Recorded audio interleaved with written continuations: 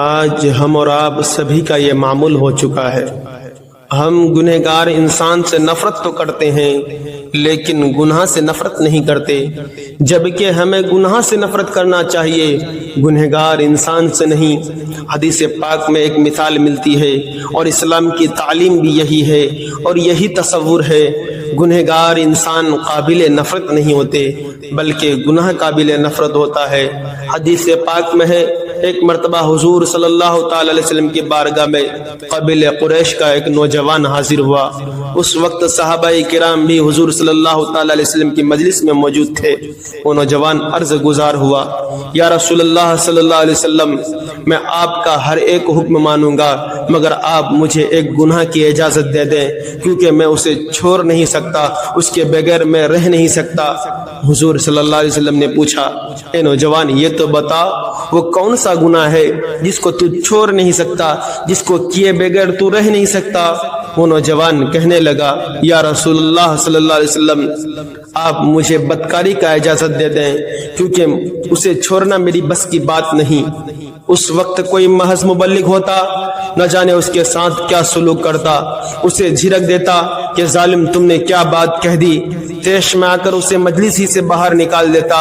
لیکن مصلح اعظم طبیب امراض روحانی حضور سرکار دو عالم صلی اللہ علیہ وسلم کی جبین مبارک پر ذرا برابر بھی شکن نہ آئی۔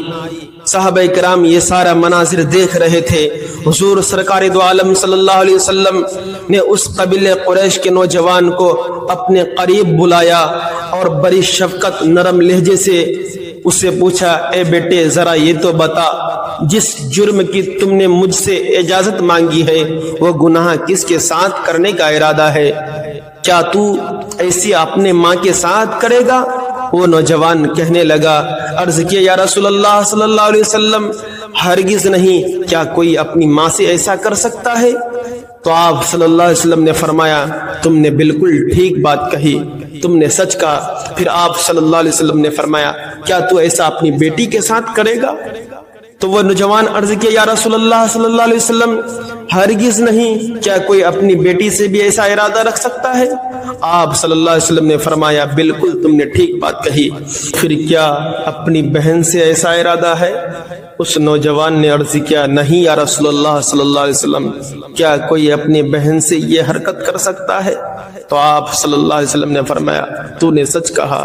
پھر آپ صلی اللہ تعالی علیہ وسلم خالہ، پھوپھی، جتنے بھی محرم رشتے تھے سب گنوائے اور وہ جوان ہر ایک کے بارے میں انکار کرتا رہا۔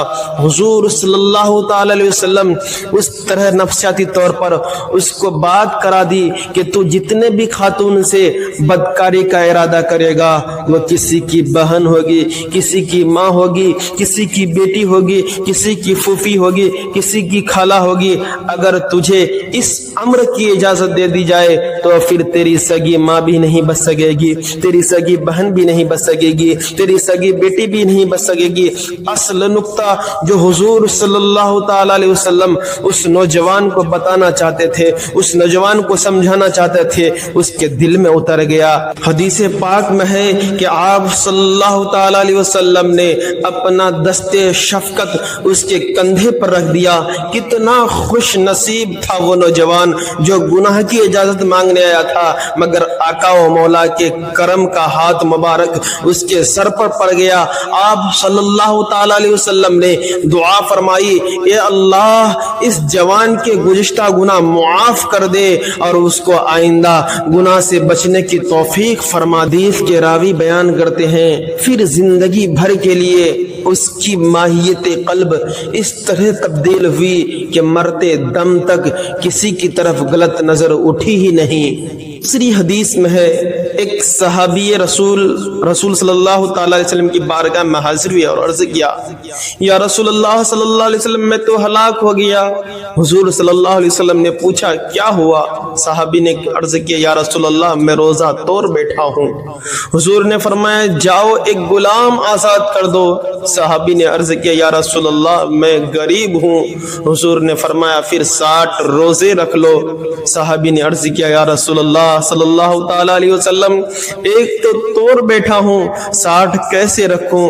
حضور صلی اللہ تعالی علیہ وسلم نے فرمایا پھر 60 مسکینوں کو کھانا کھلا لو۔ صحابی نے عرض کیا رسول اللہ صلی اللہ علیہ وسلم میں غریب ہوں کیسے کھلاؤں؟ اسی دوران ایک صحابی کھجور کا بڑا سا ٹوکرا لے کر حاضر ہوئے اور حضور صلی اللہ تعالی علیہ وسلم کی خدمت میں پیش کیا تو حضور صلی اللہ علیہ وسلم اسی کھجور کے ٹوکرے کو اس صحابی کو دے کر فرمایا اسے لے جاؤ مدینے کے غربا مساکین میں بانٹ دو، تمہارا کفارہ ادا ہو جائے گا۔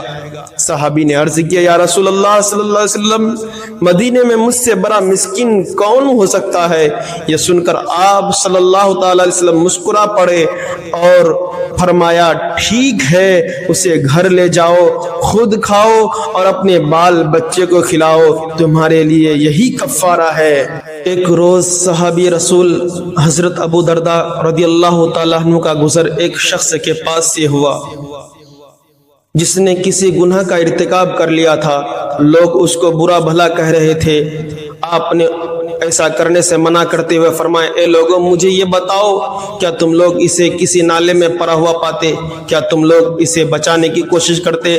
لوگوں نے کہا کیوں نہیں اے ابو درداء، ہم لوگ اسے بچانے کی کوشش ضرور کرتے۔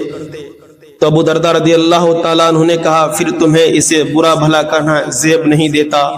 تو لوگوں نے کہا اے ابو درداء کیا ہم اسے نفرت بھی نہ کریں؟ تو ابو درداء رضی اللہ تعالیٰ عنہ نے کہا جہاں تک میرا معاملہ ہے اس نے جو گناہ کیا ہے مجھے اسے بہت نفرت ہے، لیکن مجھے گناہ سے نفرت ہے، اس سے نفرت نہیں۔ اگر یہ اس گناہ سے توبہ کر لے تو میں اسے اپنا بھائی کی طرح سے محبت کروں گا۔ اسلامی اور قرآن کا تعلیم یہی ہے کہ گناہ سے نفرت کیا جائے، گنہگار سے نہیں، مرض سے نفرت کیا جائے، مریض سے نہیں۔ اگر طبیب ہی مریض سے نفرت کرے گا تو اس کا علاج کیسے ہوگا؟ اسی طرح روحانی طبیب اگر گنہگار کو اپنے پاس بھٹکنے نہیں دیں گے تو اس کی اصلاح اور وہ گناہ سے کیسے بچ سکے گا؟ ہمارا اسلامی تعلیم ہے گنہگار سے نفرت نہیں کرنا چاہیے، گناہ سے نفرت کرنا چاہیے۔